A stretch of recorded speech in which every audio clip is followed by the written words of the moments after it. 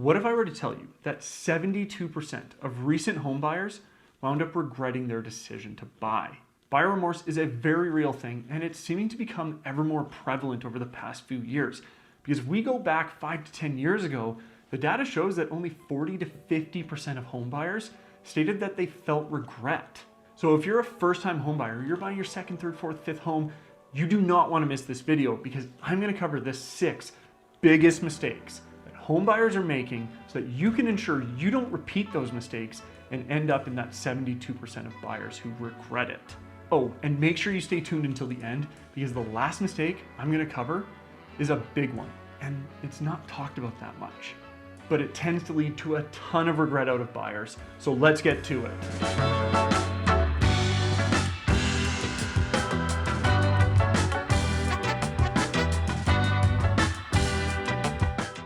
What's going on, everybody? It's Ryan with the Ever Group. And if you're somebody who's been thinking about making a move or you're planning to relocate to the city of Calgary and you want to make sure you have this kind of support and guidance at your fingertips, then please give me a call or shoot me a text. We'd love the opportunity to make a connection with you and help you put together your plan. Now, jumping into mistake number 1, and it happens far too often, but it's going shopping before your finances are ready. Having your pre-approval sorted out and knowing what your finances look like so you can properly budget for your monthly expenses is so important. I often say you wouldn't go to the mall without your purse or wallet, so you shouldn't be seriously shopping for houses without knowing how much you can spend. Ultimately, you're going to avoid wasting so much of your own time, and you're going to avoid falling in love with houses that are out of your budget. Buying a house is already an emotional journey, and adding in the disappointment of falling in love with a house and then not qualifying to be able to buy it, oh man, talk about heartbreaking. And on top of knowing what you can afford, understanding your closing costs and budgeting for them can go a long way. We typically recommend budgeting for about 1.5% of the purchase price. It tends to be more than enough, and it's always better to be safe than sorry. And a little bonus for those of you getting into your pre-approvals, get more than one option. Don't just go to your bank, talk to their mortgage specialist, talk to multiple mortgage brokers. If you need a great connection, just let me know. We can hook you up. Now, jumping right into shopping for houses without having your pre-approval done or looking at where you're at right now leads us right into mistake number 2, which is moving too fast. This is actually one of the most cited reasons for why buyers end up feeling regret. Rushing through the process and skipping over the details is a surefire way to set yourself up to end up feeling regret later on. So take your time, have all of the conversations you need to, and make sure you ask all of your questions. I really recommend asking your agent upfront, what are the current market conditions? That way you can set your expectations for when it comes time to putting in an offer. And speaking of offers, do not rush through the process of putting together an offer. This ultimately falls on your agent's shoulders just as much as yours, but at the end of the day, you're the one buying the house. So make sure the timeline for possession is correct, that you've given an appropriate amount of time for all of your conditions, and that you have all of your extra terms and conditions included, because going back after and trying to add in an additional cleaning term or this and that can quickly destroy your negotiation position. Now, sometimes the market can demand that you have to act quickly. In fact, that's what our market is in Calgary right now.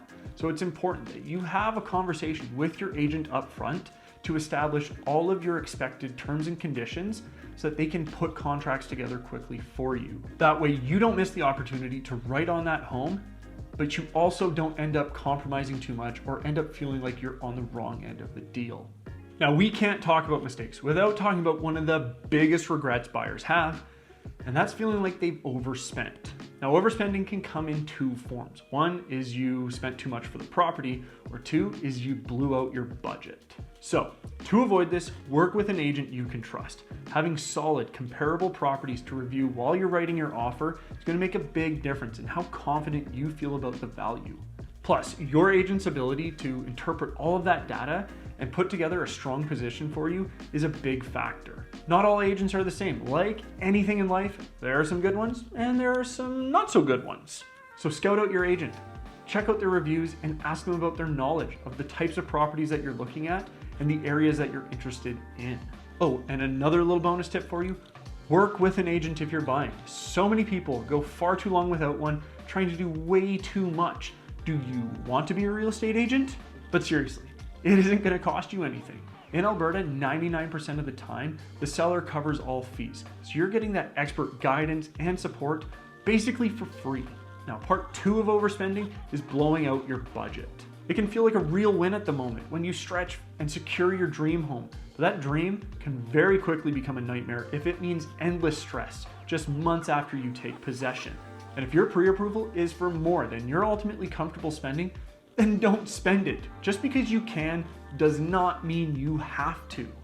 Establish what you're comfortable spending and hold yourself to it. Again, a great agent is going to bring you back within your budget and ultimately encourage you to not overspend. And since we're on the topic of spending more than you need to, mistake number 4 is thinking you need a 20% down payment. Now, there are circumstances where you're going to need 20% down. Say it's an investment property or the purchase price is greater than $1 million. But for most first-time home buyers or second-time home buyers, putting together a 20% down payment can be very challenging. So understand, if you're gonna put down less than 20%, yes, you are going to have to pay mortgage insurance, but you're also going to get a slightly lower rate to offset that. Plus, it's important to note that having that little bit of extra cash in your pocket, say for closing costs, or to make some improvements to the property you just purchased, or to just have as an emergency fund in case you need it, is gonna help you feel way more comfortable with your purchase in the long run. Now, you wanna make sure that the monthly payments are gonna work, so it's really important that you make sure that you talk to your mortgage broker, get different options, discuss different down payment amounts, and see what's ultimately gonna work best for you. Now, mistake number 5 is a little bit more rare, but when it happens, it can have some devastating consequences. This is making a big purchase before taking possession. Once you're pre-approved and you've started shopping, you need to become a credit saint.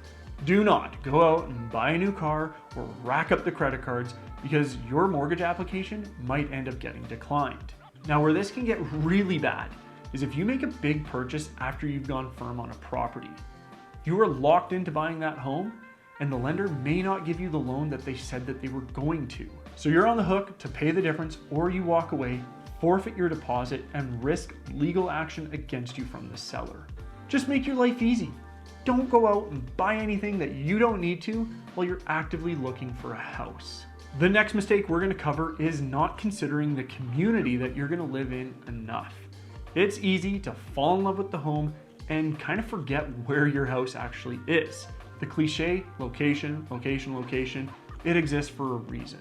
You want to make sure that you're buying into a community that's going to support your lifestyle. You want to consider what access to schools are like for the kids. You want to take a look at how close you are to amenities. What's your commute to work going to look like? And are there spaces around your house that are going to support your hobbies? All of these factors you need to consider above and beyond just your home. Because in a year's time, you may still love your home, but hate that you have to drive an hour just to get to work, or that your kids are going to school on the other side of the city, or how there's absolutely nothing within walking distance when that was really important to you. And on top of all that, you want to consider what your neighbors' properties are like. Are you buying the most expensive house? Are you buying the worst house in the area? Are you buying the only luxury property in the entire community?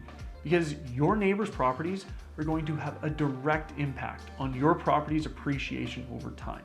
At the end of the day, the community is just about as important as the house that you're gonna call home. Now, I have a bonus mistake for you. It's pretty common. A lot of buyers make it, and it's waiting for the unicorn. Unicorns are mythical creatures, both in nature and in real estate. The reality is, there's no such thing as the perfect house.